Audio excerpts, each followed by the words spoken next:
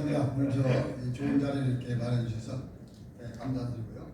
저는 오늘 아까 사회자 말씀하신 대로 이 언론 부분하고 그다음에 언론 부분에 너무나 직결되어 있는 국가보안법 이 두 가지를 가지고 아까 오 교수께서 발표하신 유사히 기록기구 제 법률 관련해서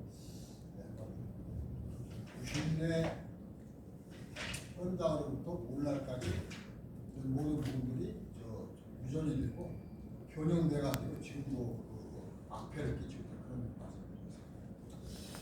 우선 이제 언론과 관련해서 말씀드리면 41조 자료에 짝대기자가 압축해서 소개가 다 됐습니다. 제가 이제 75년도에 언론 자료사였는데 그 당시 상황이 이제 여기 지금 자료로 압축되는 자선거든요. 역시 이제 가니까 공공부 정부에서 발행하는 기자증을 발급을 해요. 그래가지고 그걸 가지고 이제 주기적으로 이제 기자증을 이제 바꿔주면서 문제의 기자를 거기서 이제 기자가 탈락시키더라. 행정적 규제가 가해지죠. 그다음에 이제 이 불법적인 이제 규제를 보면 기관원들이 상시 출입한다. 이건 언제든지 사람 직원 중에서 고의적인 것처럼 편집글을 쓰고 또 사장실을 해가지고 통제 역할을 하는 것이고, 그다음에 보도 지침이라 해가지고 이게 우리가 다 아는 사실입니다만 박정희 때도 일상적으로 그 부분이 이제 통보가 돼서 언론사에게 보도를 주고 그다음에 국민 알 권리를 제한했는데 역시 이제 이런 부분이 이제 보면은 박정희 전두환 때 보면 통제가 법률적인 규제, 행정적인 규제, 그다음에 불법적인 세 가지 생겼죠. 법률적인 규제는 신문 방송 관련 법이라든지 언론 기본법 등으로 해서 이제 언론사의 목줄을 정부하고 쥐고 있다. 인허가 그래서 그다음에 이제 국보법 설명을 드리는 이유는 우리나라 이제 언론 건국이 언론뿐 아니라 모든 분야가 마찬가지죠. 정치, 사회단체, 학계 다 마찬가지인데 이 두 개의 커다란 족쇄가 깨져 있는데 하나가 국보법이고 하나가 이제 한미동맹입니다. 한미동맹은 저기 격하게 표현하지 못했습니다만 일본군이 이제 항복해서 물러난 다음에 들어온 정령 대신에 들어온 게 미국 아니겠습니까? 그래서 미군이 이제 해방 정국에서부터 남한의 단독 정부 수립, 그다음에 이제 미국의 국익을 보장받기 위해서 이승만과 결탁한 한미 상호 방위조약 3년째 만들었는데 역시 이제 그런 한미 상호 방위조약에 의해서 한국은 군사 주권이 없는 거죠 사실은. 지금까지 유지가 되고 있어서 앞으로 설명을 드리겠습니다만 그렇게 해서 미국의 주도된 한반도 정책에 대한 반론을 비판을 반대를 원천적으로 보게 되는 국법이다. 그러니까 국보법에서 가장 이득을 많이 본 대상은 국내 수구 보수들뿐 아니라 미국이다. 이런 부분에 이제 우리가 좀 냉정하게 관찰을 해야 된다는 면에서 말씀드립니다. 그래서 오늘날도 보면은 우리가 이제 진보 보수 정치, 그다음에 시민사회, 언론 얘기입니다만은 공통점 뭡니까? 국보법과 한미동맹을 건드리지 않습니다.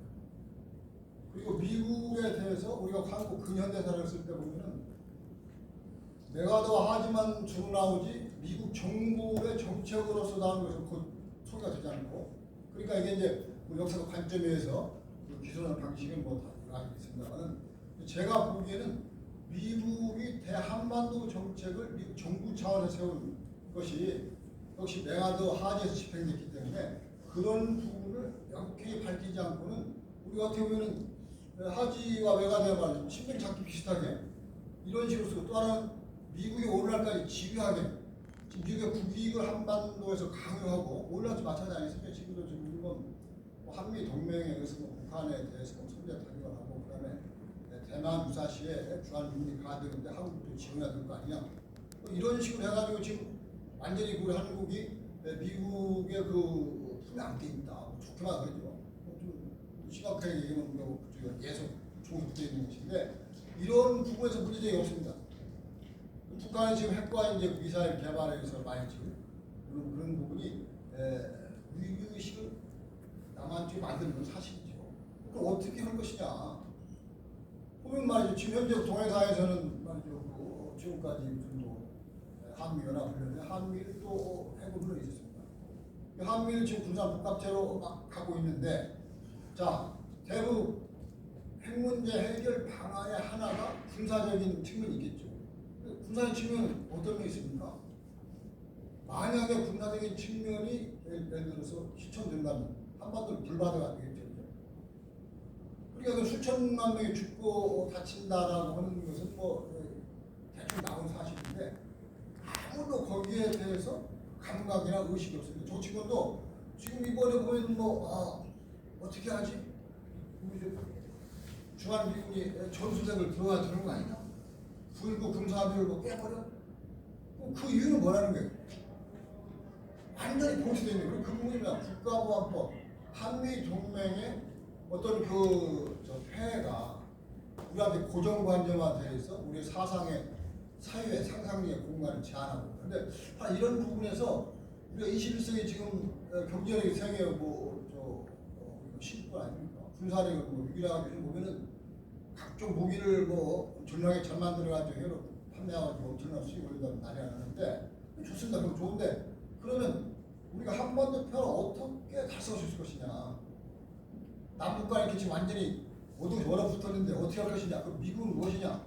미국은 계속 입만을 혈맹하면서 한국이 협조하자 내렸는데, 자 미국이 6.25 때 피 흘린 것이 한국민이 예뻐서 아니면 불쌍해서 사랑스러워서 그랬습니까? 그럼 냉정히 우리가 미국의 당시 정부 자료를 보면 미국의 국가 이익이 뭐예요? 그리고 지금도 마찬가지다만 주한미군도 미국 국가 이익을 최우선 실천하기 위한 수단으로 와 있는 것이 한반도 평화는 두 번째입니다. 그때 법에 다 나와 있어요. 근데 우리가 한미 근현대사를 얘기할 때 미국의 법을 거론하는 적이 없어요. 그러니까 지금 미군이 말이죠. 한국의 군사행체 얘기할 때 대구 선제 타격권이 있다. 이번에 윤석열 양반 보니까 자기도 선제 타격권 얘기했는데 이건 한미 간 군사관계를 완전히 모르는 무식한 소리예요. 이건 선제 타격권은 미국의 줄이 없습니다. 우리가 지금 작전권에 전시 평시가 있어가지고 평시가 왔다 그러는데 평시에도 보면 6가지 핵심적인 부분이 주한 미군 사령관에 있어요. 그러니까 북한에서 군사 행동할 경우는 지금 평시 작전권이 왔다 하더라도 할 수가 없습니다. 그러니까 이런 거에서 야당도 문제를 제기하는 거예요. 학계, 언론 다 침묵하죠. 이건 보면 말이죠. 이거 전 세계에서 볼 때 내가 보는 대한민국이 저게 지금 K-팝 어쩌고 그래가지고 그러는데 저 바보 아니야? 우리가 지금 짚어야 될 거에 대해서 전신다. 그리고 요구해야 될 것이 뭐다? 결국 생존권이 달려있는데 지금 예를 들어서 북한이 핵을 가지고 있다 해가지고 지금 미국의 대북전에 뭐가 있겠어요? 북한 완전히 융단 포격으로 하는 걸로 해가지고 대북 군사 전략이 만들어져요. 수십 개가 만들어졌어요. 그러니까 이번에 지금 전술핵을 이번 대통령실이나 여당 얘기하는데 택도 없는 소리입니다. 그럼 미국이 이미 최첨단 무기에서 한반도 군사전을 완전히 짜졌기 때문에 지금 전술핵 들여가지고 이렇게 틈을 만든 거를 완화시켜 있을 수 없는 일이에요. 그러니까 미국을 너무 몰라. 그러니까 우리가 한마디 들어봤으면 광주 항쟁이 말이죠.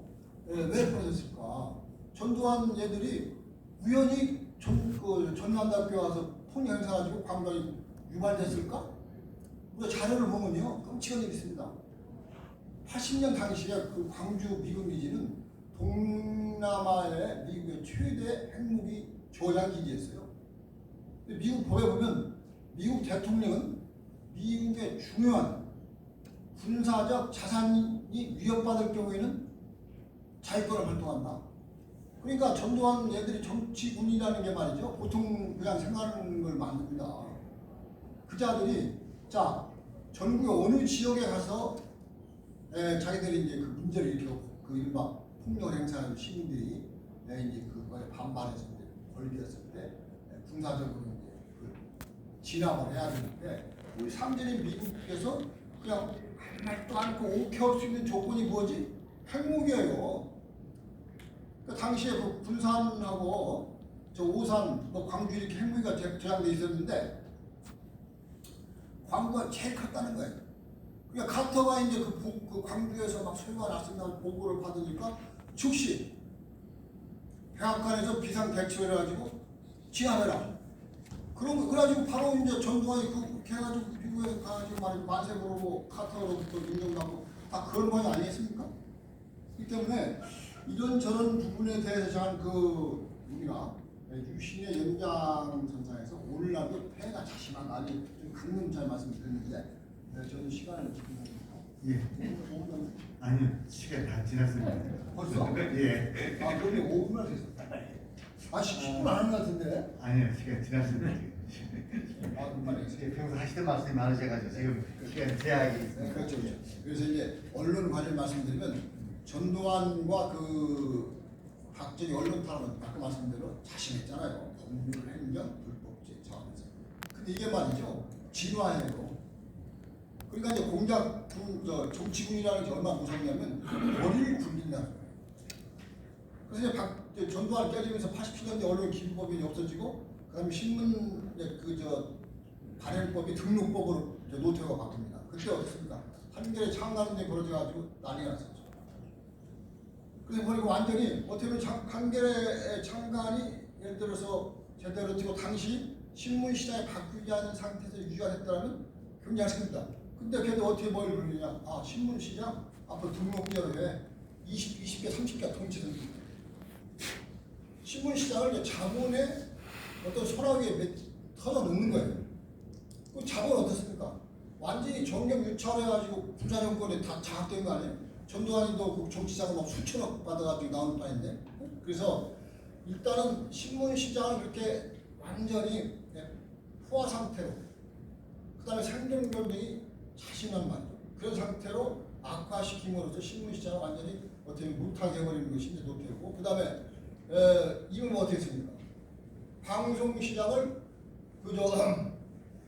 이런 신규로 다수를 내줌으로써 방송 노조가 시끄러웠던 말이에요. MBC, KBS의 영향력을 감소시킵니다.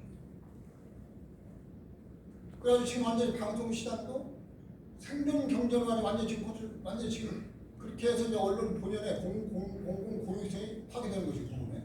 그 다음에 박근혜 어떻게 했습니까? 박근혜가 인터넷 신문의 등록 요건을 강화하려는 말이죠. 법을 만들려다가 헌소에 걸려가지고 좌절했어요. 지금 언론이 어떤 상황입니까? 완전히 포털에 장악됐습니다. 그러니까 포털은 사실 네이버가 또 그 포털 시장이 80% 이상인데 거기에 미디어가 가입하면 생존할 수 없습니다. 근데 이쪽 어떻습니까? 네이버는 1년에 한 2~3번씩 신규 미디어를 등록하는 절차를 가는데 5개, 6개 왔습니다. 우리가 정보 광고 아닙니까? 세계 아닌 광고인데 신규 매체가 나올 수 없는 환경이에요. 자본에 완전히 장악됐기 때문에. 그래서 지금 이제 유시인의 어떤 그런 도끼가 이른바 부도덕한 자들, 어떤 반민족주의 자들에 의해서 변형되고 또 가공돼가지고 오늘 이런 식으로. 그런데 오늘은 많이 정보화 시대예요. 정보화 시대는 어떻습니까? 지금 가짜 뉴스가 지금 난리치잖아요. 가짜 뉴스는 언론 시장뿐 아니라 민주주의 자체를 위반합니다. 지금 영국이나 미국의 대통령 대수 선거에 가짜 뉴스가 일단은 큰 영향을 미치고 다 조사가 되어 있고요. 그래서 이제 우리나라도 마찬가지인데 온라인 유튜브에 보면 5.18 관련해서 가짜 뉴스가 탈치잖아요. 그리고 지금 결과하고 있습니다. 그래서 핵심적인 말씀 주신 것 같습니다.